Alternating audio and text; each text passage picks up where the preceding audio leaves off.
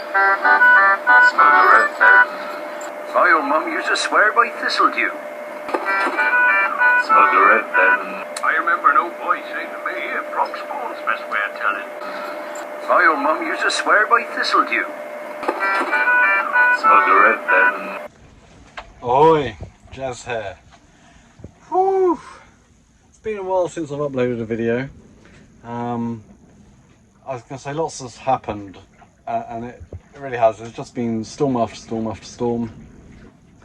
I'm tired. I'm really tired. These last few days have been pretty crazy.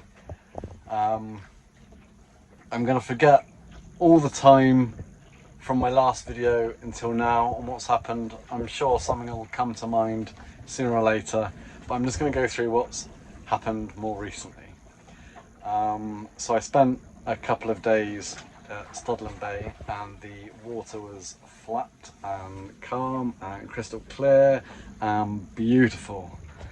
And then overnight on Friday or Thursday, I don't even know what day it is today,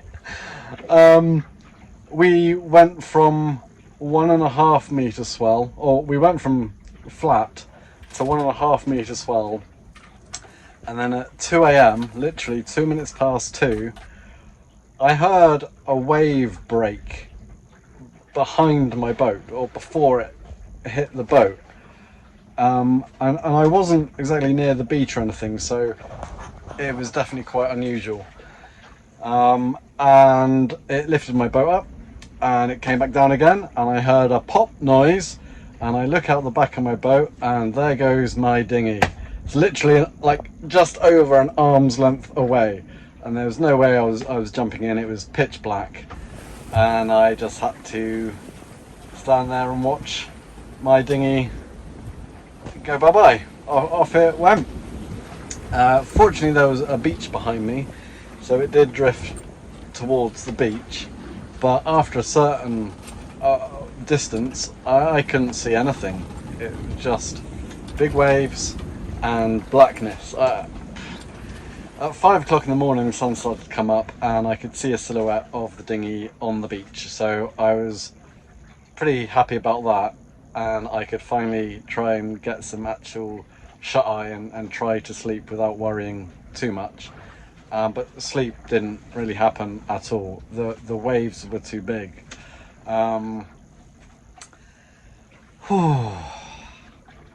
So yeah, then at 9 o'clock in the morning, around 9 o'clock in the morning, I look up through the windows there, and I see legs. There's some people walking on my boat. It was the Coast Guard, and two ladies came aboard for a welfare check. And they were very happy to see me open my open the companionway and smile and wish them good morning and all the normal pleasantries. But they'd got a call from someone saying there's a dinghy on the beach, there's a boat at anchor, but there is no sign of nobody. So they came round first thing in the morning to make sure I was okay, and I was okay. It was just a matter of how do I get my dinghy back. Fortunately the National Trust were nearby. They came and rescued my dinghy and took it to a secure lockup.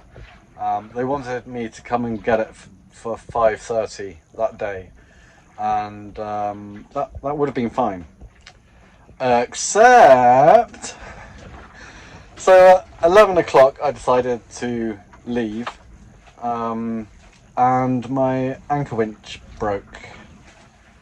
Rather than it bringing my anchor chain in, it just broke and released everything. Released the chain and the rope. Fortunately, the rope is bolted on to a fixture in the anchor locker, so it didn't, I didn't lose it or anything. But there was no way I was going to hand pull the chain back in. It was just it was really rough. So yeah, I ummed and ahed about what to do, and then I phoned the Coast Guard back. They had initially phoned me to say that the National Trust had got my dinghy and passed the number of the National Trust over to me. That was probably about 10 o'clock. And then at 11 o'clock, I've called them back. Hello, it's me again. And they're like, hello, we just spoke to you. I was like, yeah, you did. This time, something more serious has happened.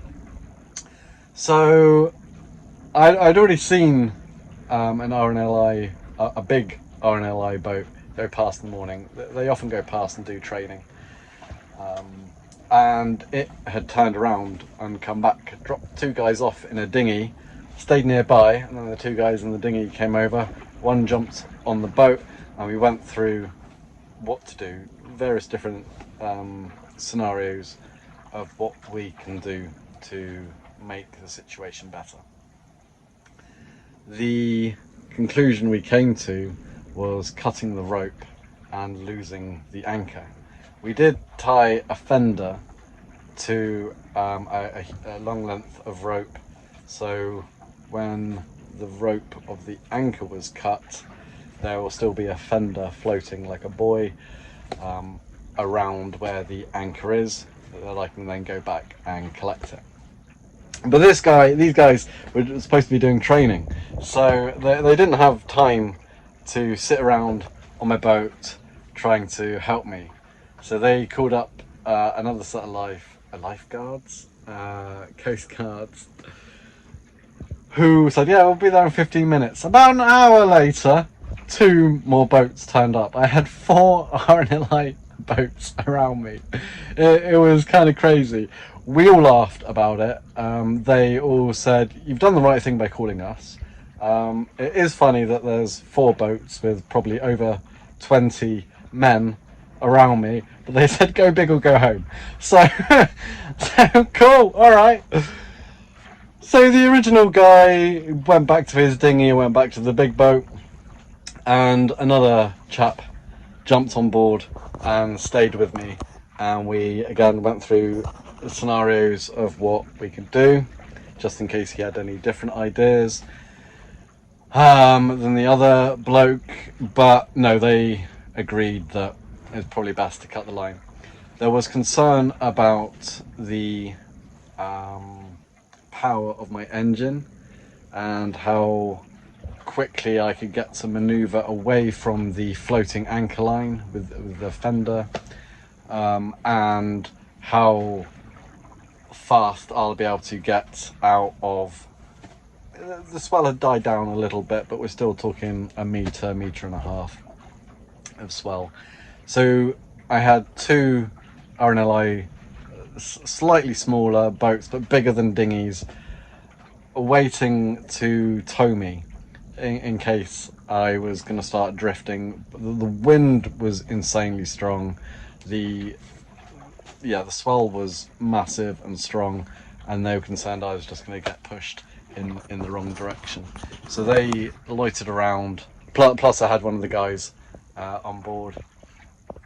Yeah, so they loitered around in case they needed to tow, but we didn't need a tow. Good old Kailima managed it. We got out of Studland back into the harbour. I had previously phoned up because I was like, okay, I've got to get my dinghy before 5:30, so I need to quickly borrow a visitor berth at Marina. So I phoned up a Marina, one that I've stayed at before, told them the situation, and asked if I could borrow their visitor berth for a couple of hours so I could fetch my dinghy and bring it back. Because before the anchor issue, yeah, I didn't have a dinghy, so I had no way of getting to shore to get my dinghy, so I had to get on a pontoon to walk to shore. So yeah, I phoned them up and asked if I could borrow a visitor berth, and they said yeah, that's fine. And then after my anchor winch broke, I phoned them back up to tell them what had happened and said probably not going to be there in the hour that I said I would be. And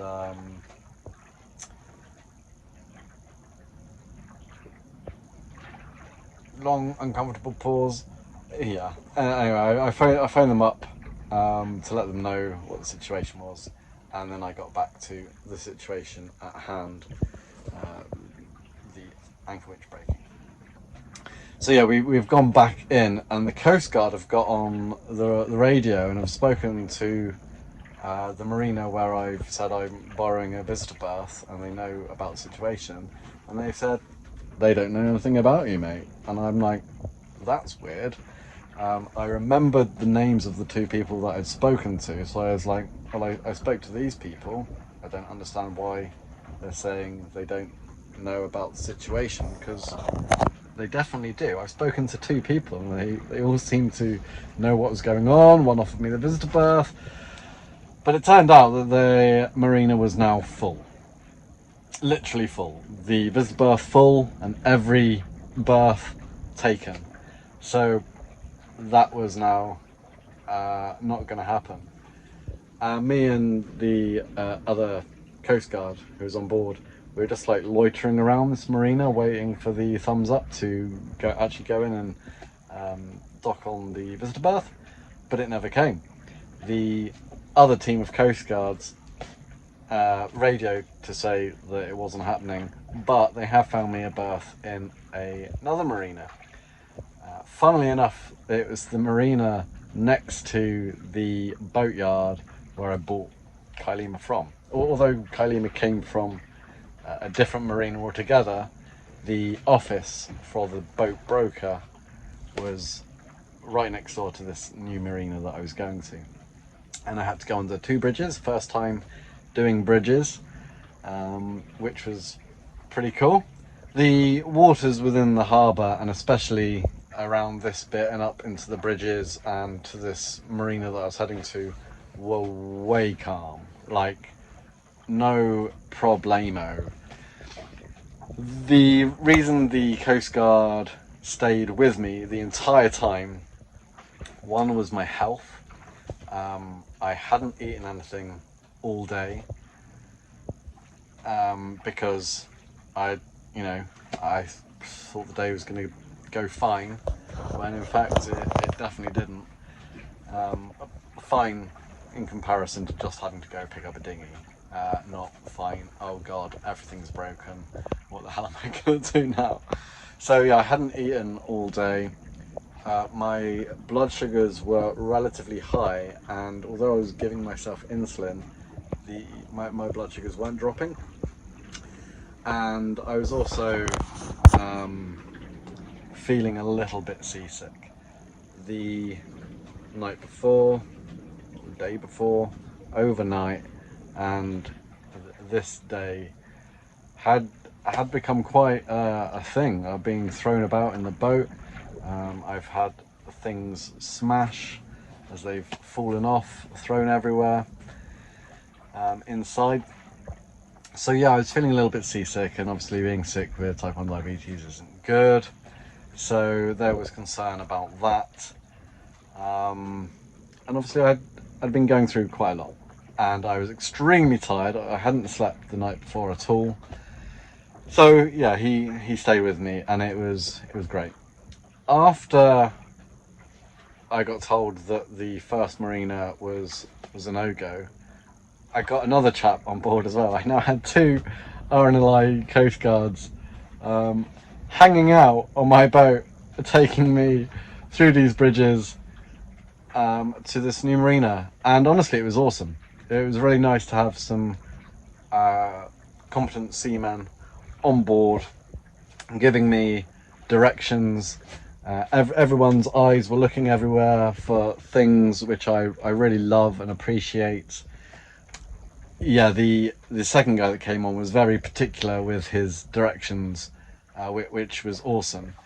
So he was like telling me which way to go to this new marina. I'd never been there before, and neither had these guys. So they got directions from someone over the radio, and they were like relaying it to me in real time as we were seeing the markers on the way to the marina.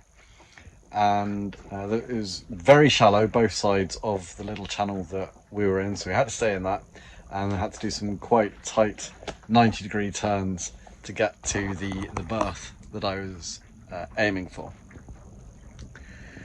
And it was awesome to have some able-bodied seamen on board, especially as I was tired, keeping me on point. They were very happy with me. The first, rewind until 9 o'clock in the morning, after my chat with the two ladies that came on board. They got on the radio, one of them got on the radio and explained that, you know, I'm on board, I'm okay, everything's fine, I'm a competent sailor, I know what I'm doing, which was really nice to hear, because in my head, still so much to learn and everything, but yeah, it's nice to know that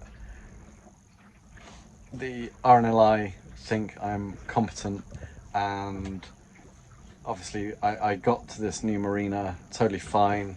I docked, they got to deal with my lines rather than me having to do it, which was amazing. I honestly got to relax and just take the weight off my shoulders for a bit. And if you're watching, guys, honestly, thanks so much. Really appreciate it. I told them so many times that I was so appreciative, but I really was. And then once I finally got tied to the pontoon, we just I didn't go into a berth. I just came alongside a pontoon that they had ready for me. And then there was two other people, someone to do with a marina, I think, and a RNLI doctor waiting for me to welcome me to terra firma once more. And then the doctor wanted to just ask me a few questions just to make sure that I was okay, and once she understood that I was okay, it was great. I got to show her my my blood glucose results in real time, and by this point, finally, after 6 hours, maybe a little bit longer, they'd actually come down a little bit, and that put a big smile on my face as well. I honestly smiled quite a lot through the whole entire thing. Everyone was quite surprised to see how cheery I was, and how, although I was extremely frustrated with the situation, I didn't want to call the Coast Guard. Obviously, it's more bigger emergencies to deal with than some guy whose anchor winch had broken. You know, I wasn't going anywhere. That was the thing. I also got complimented for that as well, that my anchor was in hard and fast. It wasn't going anywhere, and I was very pleased to hear that as well. Oh yeah, I got a souvenir too. My dinghy was wrapped in this, so people know not to steal it. And what a cool memento it is. I will be keeping this forever. So anyway, I got to the marina. I had to pay for the night, but it meant I got to use the facilities, got to top up my water tanks. There was a restaurant and a bar there. I was so hungry, so I went to the restaurant. As soon as I checked in, got my little key card so I could get access to everywhere. I got shown where the showers were, which was also amazing. Had a shower this morning. Oh, it was so good. But yeah, I went to the restaurant, had a pint, and asked when food was starting. They said 6 o'clock, but we're fully booked. Oh, I just wanted some food. So instead, oh my god, no, even before, I've missed out another thing. But before all that, I walked into town to get my car so I could then park near my boat, not have to do that in the morning because I had to leave by midday, leave the marina by midday today. So yeah, I decided I'd moor up my boat, go get my car, bring it back to the car park at the marina, so then I don't have to do that in the morning, so I could get a little bit longer sleep And then I just have to wake up, get the car, or get in the car, drive to the National Trust place where they've locked up my boat, and then bring the dinghy, and then bring the dinghy back, unload, and then that should give me a little bit of extra time to make sure the boat's okay and disembark. And so yeah, once I brought the car back, I went to the restaurant, so hungry, and I had a pint, found out that it was fully booked and that there wasn't any food. So instead, I drove to a Subway and got myself a 6-inch sub, which was like heaven. And then this morning, woke up at 8 o'clock, drove the hour, I think it was actually 40 minutes, to get my dinghy, retrieve that, brought it back. Then this morning, got my dinghy, came back, unloaded my dinghy, tied it on my, obviously deflated, tied it onto the deck of my boat, put the outboard on the little outboard holder, had a shower, which is amazing, and then left. Did anything else happen? Oh yeah, so I have a spare anchor on board, so I decided to tie a length of rope, a good high quality length of rope, onto that. And now that is what I'm using. I have my spare anchor, which is not as good as my other anchor, tied to a bit of rope. It's quite a length. I think it was 15 meters in total.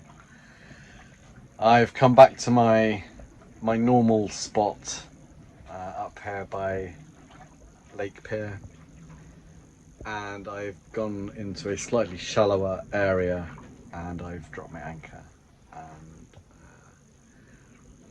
And so far so good. I mean, very solid. The weather is still, winds are blowing at 22 knots, but at least it is flatter here. I'm not going to be seeing 1.5 meter swell, although apparently on Friday night, Thursday night, whenever it was, it was the same. It was the same in here as it was at Studland. I could see it on my charts and my apps, weather predictions and wind predictions. It was all the same. So that's why I was at Studland, because whether I was there or in the harbour, it was going to be rough and choppy. The 2 metre swell was a bit of a surprise. No one predicted that, and if it wasn't for that, probably everything would have been fine. The anchor winch, maybe not. Funnily enough, a couple of days ago I was reading about anchor winches and how long they last. They last about 10 years, so I'm guessing mine is about 10 years old. It's another very pricey fix, but first I have to go back to Studland. I'm going back on Tuesday, I think, according to the predictions. Tuesday is going to be the flattest, calmest on the water. So I'm going to go back on Tuesday and try and lift the anchor by hand, as long as someone else hasn't already sneakily done it before I get there. Then I can measure the diameter of the chain, and then I can order myself a new anchor winch. Yeah, it's going to be pricey, but it's that or doing it all by hand. And although I am tempted to do it by hand, I will eventually need a winch, so I might as well just get it as soon as possible. But I need to know what I'm ordering first, so I need to know the details of the chain. Obviously, if I can't lift the anchor back out of Studland and get my chain and my anchor back, then I'm going to need a new anchor and chain as well.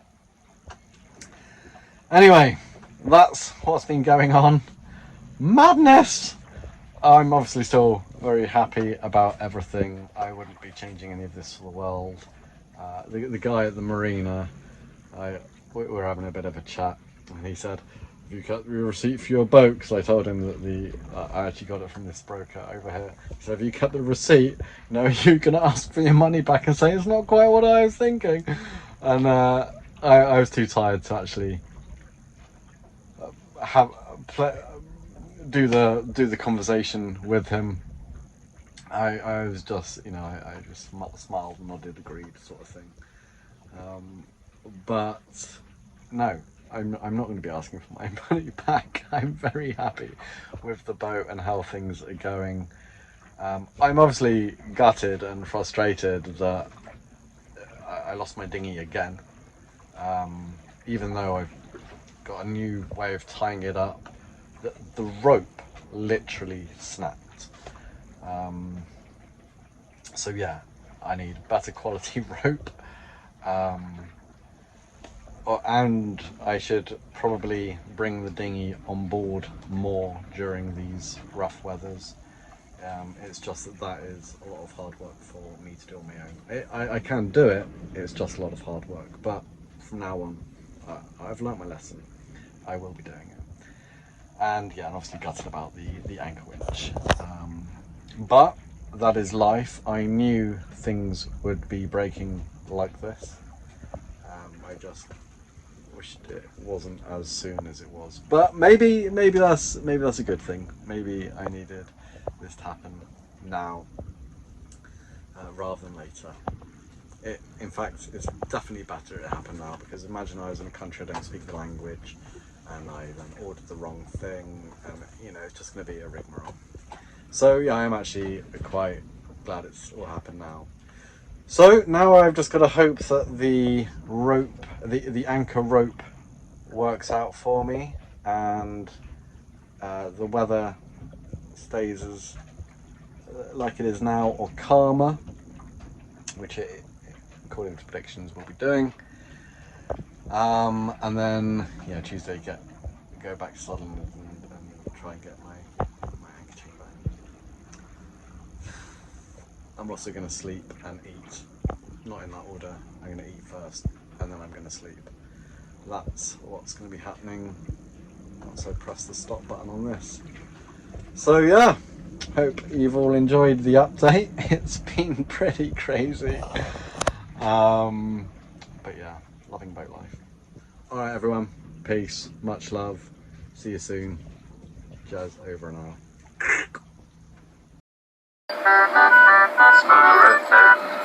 My old mum used to swear by thistledew. Smugger FM.